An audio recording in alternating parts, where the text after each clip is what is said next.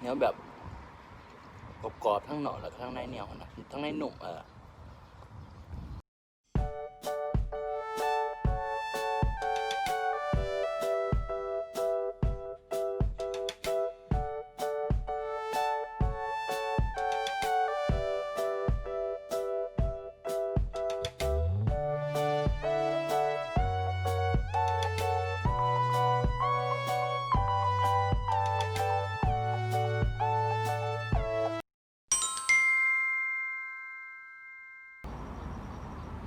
สบายดีทุกคนเนาะมาพบกับจอนนี่เนาะอยู่ใน2จอนนี่ชาแนลเมื่อนี้จอนนี่จะพาทุกคนมากินนี่โดนัทเนาะโดนัทแต่ว่ายังบ่ทันได้กินข้าวเทื่อมีอันนี้น้ำเนาะมีน้ำเดี๋ยวมาใครมากินกันเลย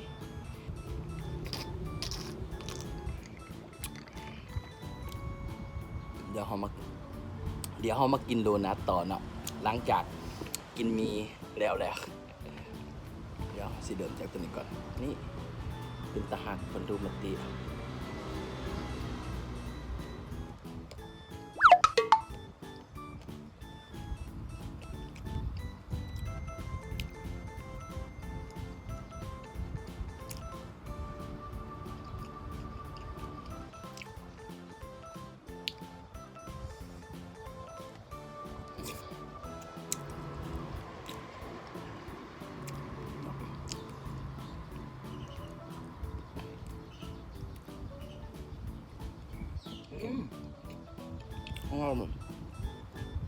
ทั้งแรกมันมีใจนะ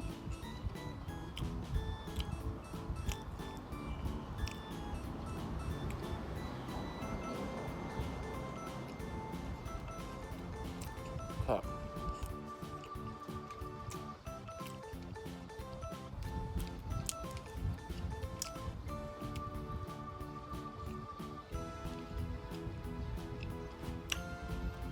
อันทีวีไปวีมาเนี่ยแมงวันบุหัวมันใช้มือร้ายอะไรวะ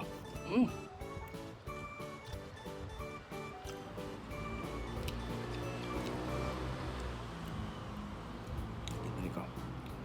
นี่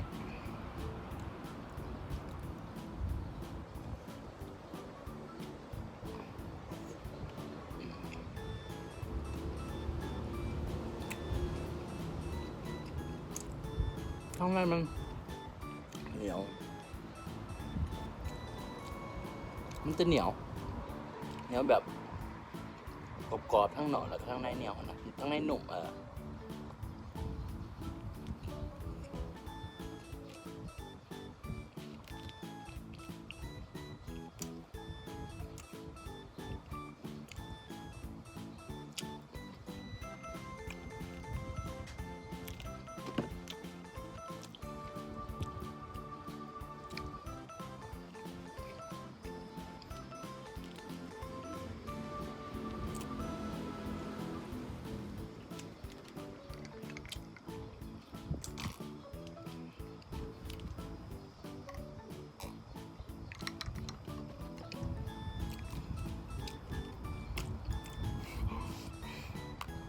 มึนเห็นไหมมันอยากหาย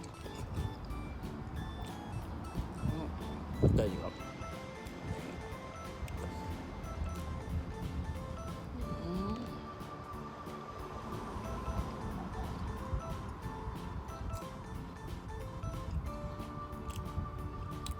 ครับ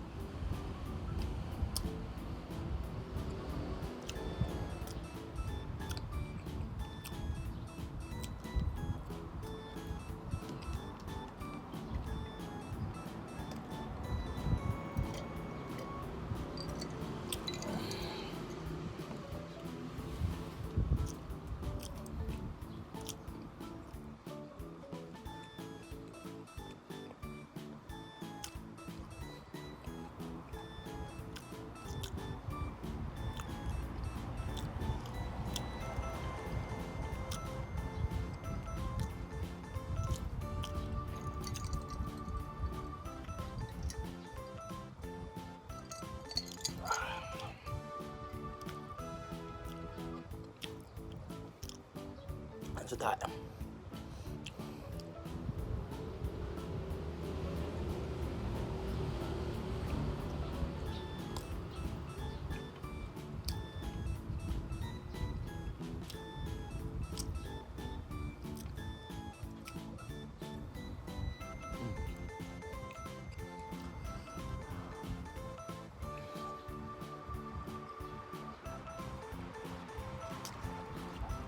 เยอะหนามันหน่อยหนึ่งสด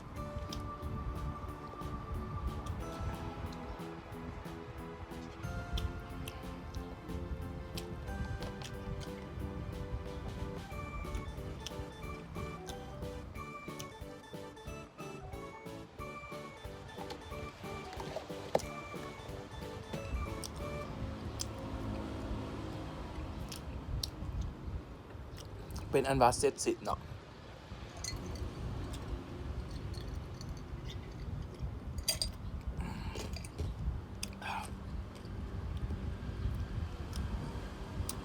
บ๊ายบาย เจอกันคลิปหน้า